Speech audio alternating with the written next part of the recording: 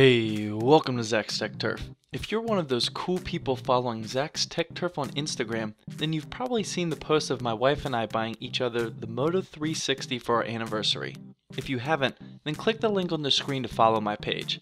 Today, we will be reviewing the Moto 360 that was released in 2014. The recent slash in price of the 360 down to $150 has made many people reconsider buying this before the new Moto 360 2 is released. If you are the type of person that needs to have the latest and greatest, then it probably isn't worth your money.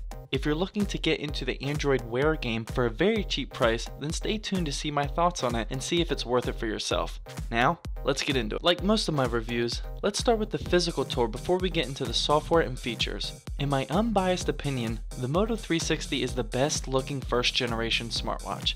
The circular 1.5-inch display is surrounded by a super small bezel and one circular button on the right hand side. This button is used to get to the home screen, lock the watch, basically your standard middle button on a smartphone. The LCD screen's resolution is 320 by 290, which is a little bit lower than LG's G-Watch R's 320 by 320, but this is nothing that you would be affected by, as the tiny screen on the 360 still looks great. The watch weighs 60 grams, which is a bit lighter than the G-Watch R, but a bit heavier than something like the Samsung Gear S. The battery size of the 360 is where my first and main complaint comes. It's a 320 mAh battery that will last an entire day, but that's about all you can hope for. Now don't get me wrong, in one day I can tweak my watch face settings for an hour, log a 30-minute run on Moto with GPS tracking, and browse my weather apps a few times, and it'll still last me the entire day. However, I'm still not used to the small lifestyle changes that are needed when owning a smartwatch.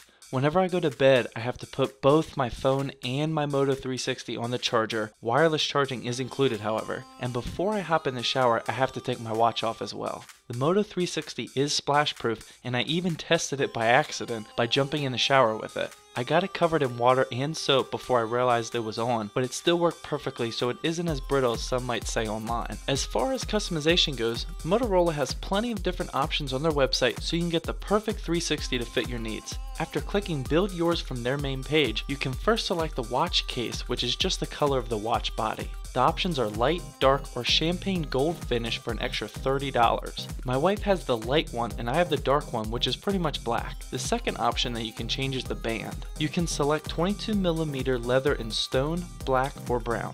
I have the black one and my wife has the brown.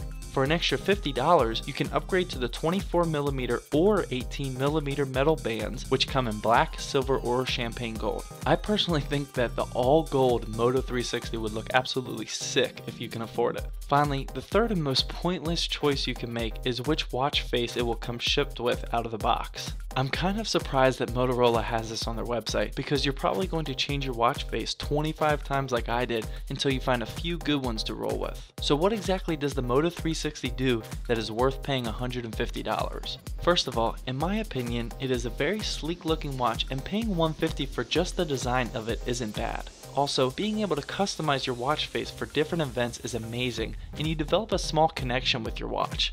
I love having my favorite watch faces for different events.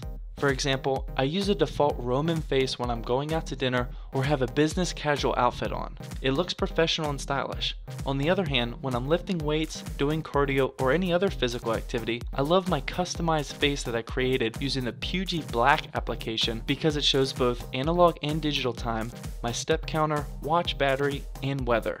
This is perfect because with one glance at my wrist, I get all this useful information that would normally be found scrolling through multiple apps on my phone. Another lifestyle change that the watch brings is Google Voice.